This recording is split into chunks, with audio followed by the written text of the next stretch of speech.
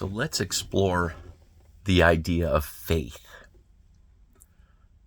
We're going to meander around a little bit in this topic of faith. And I'm doing this in a non-linear fashion, meaning that not starting at one point about faith and moving to another point. Because it's kind of how it works in life anyway with faith, is you can have faith in something, but then find out you believing in that wasn't the greatest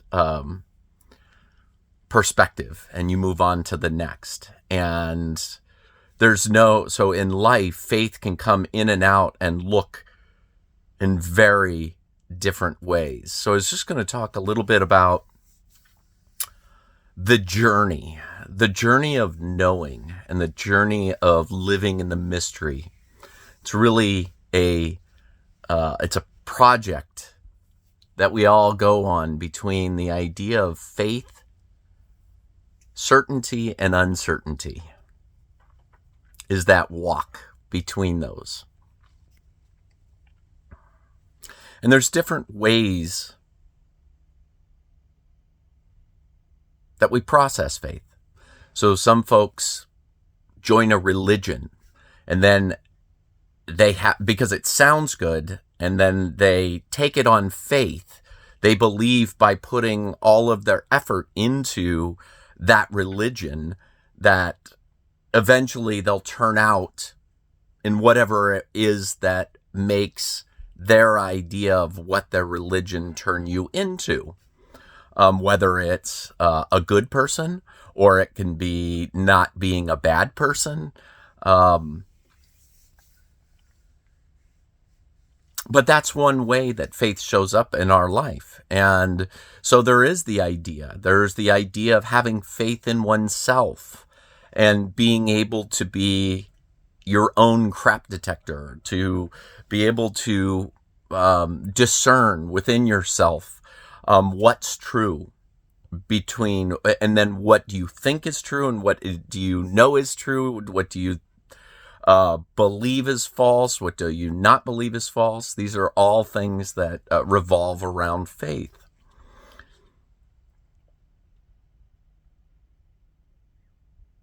And so it's that walk between certainty, knowing something, clarity, and uncertainty or doubt.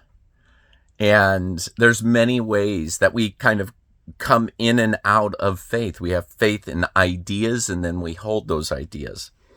But there's one way, or this kind of bringing it out to flushing it out to looking at things as a perception, or learning to find where we have ideas. And one that comes to me was really learning about the idea of actually being God. And I know that in my journey of faith and certainty, my first impulse was, that can't be true. I'm human. That I can't have anything to do with God. And as I sit in a much different perspective from that point of view, I realize that self back then had a preconceived notion, had a stereotyping mind that said that this can't be true. And I can go back and I can look at why I couldn't see that as even a perspective. So the idea isn't to say and to convince anybody that you are God expressing itself subjectively in this reality. What I would suggest is having faith in your own self, having faith in your own process.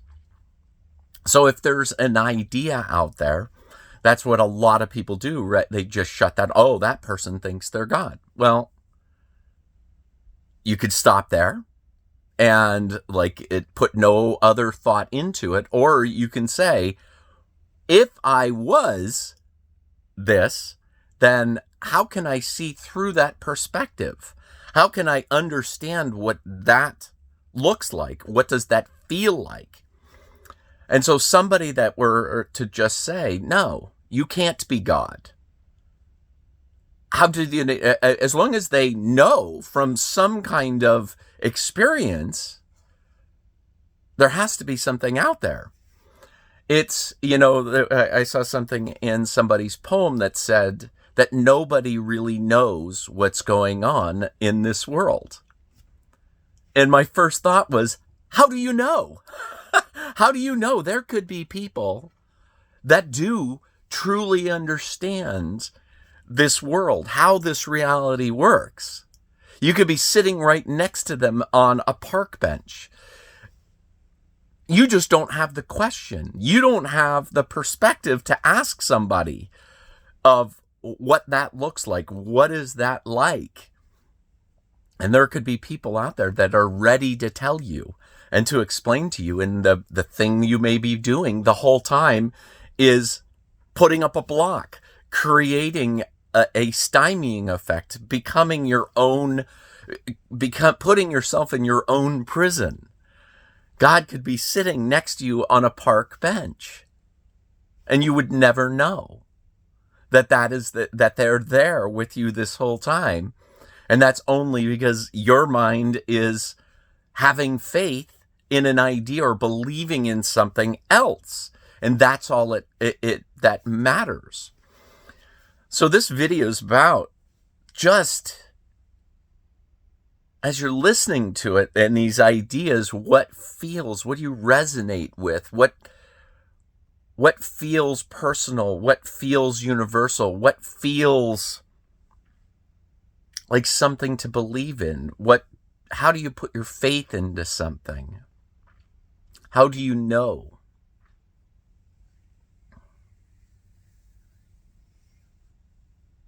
And of course, on this channel, the message is, have faith in yourself, that you are built to discern. You are built. You have sensations that are coming through you, and perhaps the outside world has been telling you to pay attention to certain sensations and not pay attention to other sensations. So what I'm saying is, have faith in your feelings. Have faith in the sensations that you are putting together, and make it tangible. And that's why I make the example of and define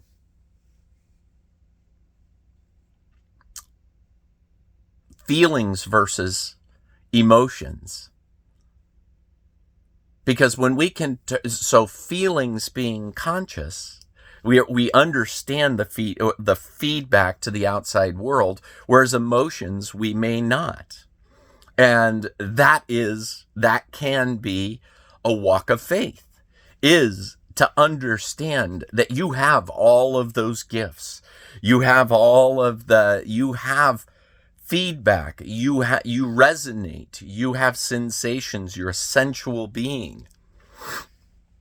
But you're just off track because you've been taught to think that you have to believe in some kind of conceptual idea instead of believing. Well, and then that's fine too, even having that, but then to discern, to know whether or not it really is deep truth, or is it just feel good for the moment because it obliges an egotistical connection, an egotistical need to be right, versus balancing yourself and harmonizing yourself with this world by turning your emotions into feelings, sitting in your emotions until they finally do that, because that's what ends up happening when oftentimes people will have emotions or emotional events in their life, and then they spend their life and they talk about it. It's the first thing out of their mouth. I have trauma because of this.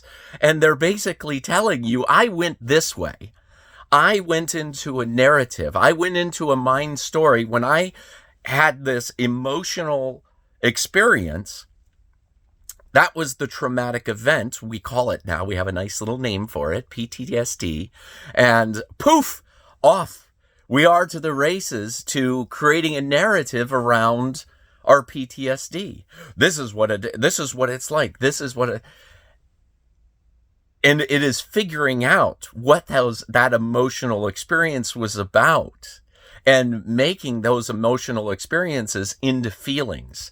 And that's why everybody is trying to avoid things rather than going into them, to dealing with the emotions, because those are our guiding sensations. And it's the same thing. It's about having faith in the outside world. Who do you want to listen to? Who do you want to that has good ideas that are taking you into a place? Because you can make a mindset. People go into holes where they put themselves. I've done it myself in a different time of my life where I segregated myself. I literally created a prison, which was good for a while until I recognized I was in this prison, that I had created this narrative, and it was like I couldn't get out of it. And I created this little box that I lived in. So the process is right back to it, Kambara. It's about balance and harmony. It's about, because emotions, when we're unconscious of why an emotion comes through us or why we experience, like, let's say that you don't consider yourself an angry person, but then all of a sudden you're in traffic and you have an explosion. The object in this case wouldn't be to try to fix yourself, to try to make yourself not emotional. That's like trying to lobotomize yourself, to make yourself nice, but not juicy and amazing.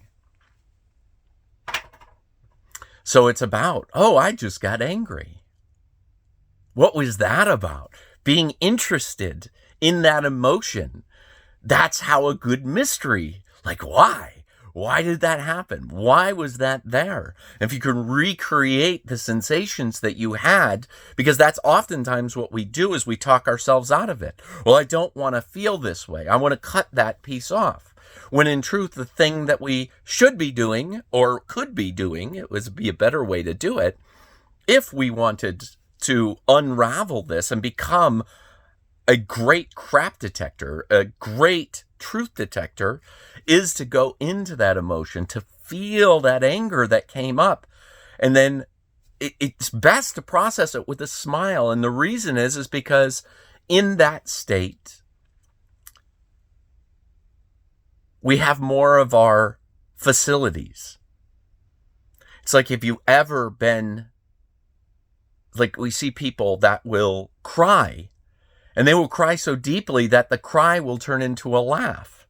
And it's because because the cry, the grief is actually turning into something tangible. It's turning into a feeling. You understand. There's an understanding that's happening. And the same thing that can happen through anger. It also dispels anger. Instead of just reacting to anger, but it is to participate with the anger, with the smile on your face. Like, why am I doing this? Like, this is a ridiculous activity. And so what is it? What is happening now? And it's changing it. And it's still a process because it's still coming up. It's still uncertainty. The emotion is an uncertainty. And it's still the walk of faith is uncovering that mystery underneath. So the point is just to look at things very differently. And if you're against, let's go the other way. If you're against religion, it's like actually try to figure out why. What is it that draws people into religions? And I'm not picking the religion for you to look at, but why? What is it about that religion that would be appealing? Why would people want to be that way? Because people like clarity. People like certainty. I mean, why? How? What do they get from that? Another thing to ponder.